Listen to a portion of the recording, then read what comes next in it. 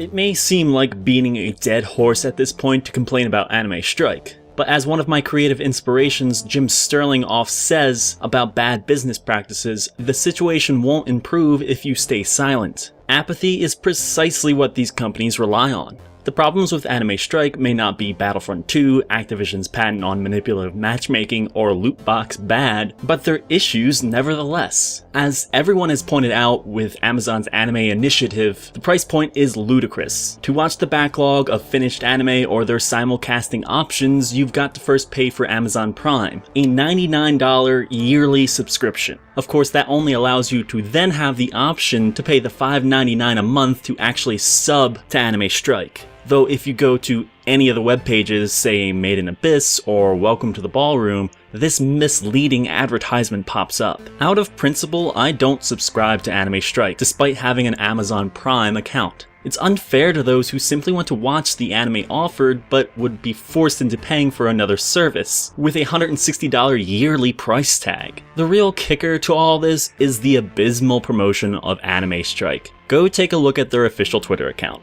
The most fitting words here are inconsistent and unreliable. With no clear pattern or structure, they'll occasionally tweet out when an episode of a given anime is available. Weeks or even months may go by before another tweet about the availability of the same show happens. Meanwhile, multiple episodes have aired. Compare the formulaic and devoid of personality style happening on Anime Strike's Twitter to that of Crunchyroll's, and it's no wonder people are engaged. Say what you will about Crunchyroll, many of its detractors have sound reasoning, but the company clearly has a passion for the medium. They actively engage both customers and fans via their official Twitter and the personal accounts of their employees. All of these Anime Strike tweets are literally copy and pasted over to the equally inactive Facebook page. The company holds no presence on other major social media platforms such as Instagram, Snapchat, or YouTube. Hell, if you look up Anime Strike on YouTube, all you're going to find is a bunch of folks with ample criticism. Anime Strike not only lacks in announcements, but has proven to fall behind on actually uploading episodes. Himoto Amaro-chan viewers were left out in the cold recently when attempting to watch the 8th episode of Season 2. 3 days after its Japanese airing, it was still nowhere to be found. This is apparently an issue that has happened before. In 2016, the soccer anime Battery was a week late on multiple occasions. This fall, Inuyashiki has also fallen behind. In the case of Chi's Great Adventure and The Great Passage, episodes have gone live with incomplete English subbing. You cannot tell me Amazon doesn't have the resources to localize an episode within a few hours. Crunchyroll does so with great reliability. Even fan subbers manage to do so. It's important to note that anime production is like a house of cards at times, and episode delays can happen. Last year, Kabaneri of the Iron Fortress pushed back its episode 2 due to an earthquake, just because Pine Jam's fall coming-of-age drama has had a troubled production to say the least, resulting in episodes coming later than intended. And yes, Crunchyroll isn't completely innocent in this matter either. The key difference is they have a proven track record of succeeding way more often than not, and are transparent when issues arise. Because simulcasting in a timely fashion is something anime fans have come to expect as the standard practice. Amazon and Netflix are apparently not capable or willing to do so. If I were one of the many incredibly talented and hardworking folks involved in the production of these anime which Amazon is responsible for,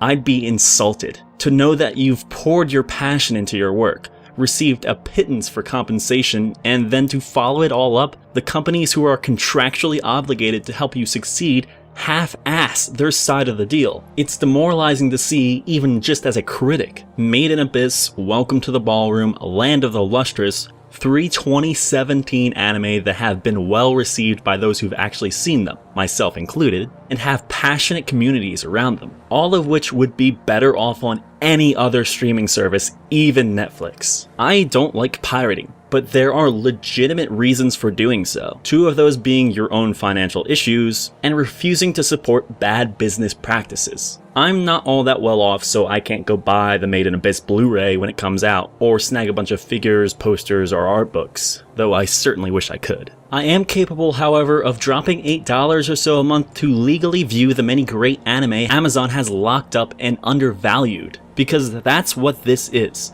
Amazon does not value anime that highly. Enough to half-heartedly cash in, but not enough to want to see the medium flourish. Maybe there are a few people working at Anime Strike that do give a damn, but it doesn't seem like it. The anime industry undoubtedly has an issue with pirating, and services like Anime Strike are only making the problem worse, all the while hampering the success of many quality shows. I'm currently writing the script for my Best Anime of 2017 video as I wrap up my yearly backlog. As the rankings stand, there are over half a dozen top 20 contenders that are only available via Anime Strike. If you want the anime industry to change for the better, do not support Anime Strike. As always, like, subscribe, all that nonsense. It is very much appreciated. And if you can, please donate to my Patreon. That's by far the best way to ensure that these videos keep on coming.